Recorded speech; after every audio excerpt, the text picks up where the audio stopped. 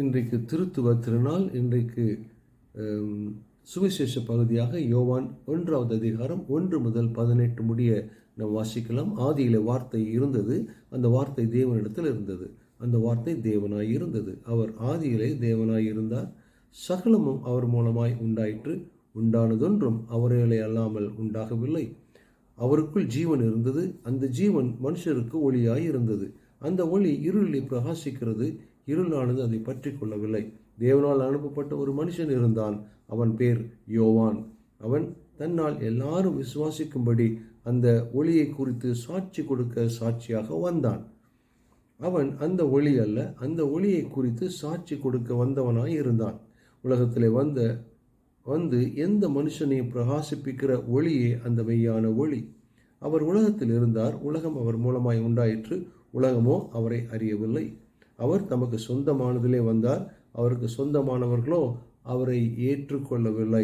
அவருடைய நாமத்தின் மேல் விசுவாசம் உள்ளவர்களாய் அவரை ஏற்றுக்கொண்டவர்கள் எத்தனை பேர்களோ அத்தனை பேரும் தேவனுடைய பிள்ளைகள் ஆகும்படி அவர்களுக்கு அதிகாரம் கொடுத்தார். அவர்கள் இரத்தத்தினாலாவது மாம்ச சித்தத்தினாலாவது புருஷனுடைய சித்தத்தினாலாவது பிறவாமல் தேவனாலே பிறந்தவர்கள்.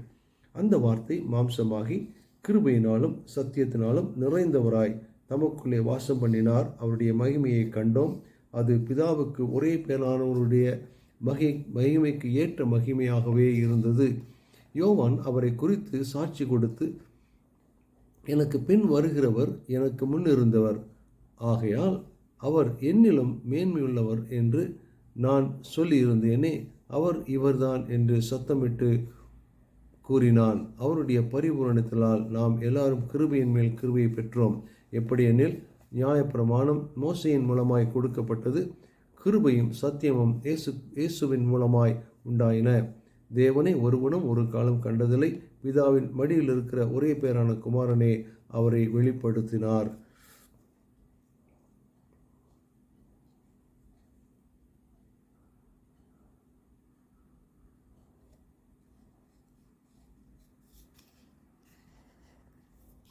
(32 மற்றும் 33 வசனங்கள்). பின்னும் யோவான் சாட்சியாக சொன்னது, ஆவியானவர் புறாவைப் போல வானத்திலிருந்து இறங்கி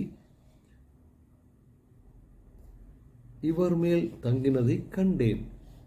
நானும் இவரை அறியாதிருந்தேன், ஆனாலும் ஜலத்தினால் ஞானஸ்தானம் கொடுக்கும்படி என்னை அனுப்பினவர் ஆவியானவர் இறங்கி யார் மேல் தங்குவதை நீ காண்பாயோ, அவரே பரிசுத்த ஆவியினால் ஞானஸ்தானம் கொடுக்கிறவர் என்று எனக்கு சொல்லி இருந்தார் என்பதே.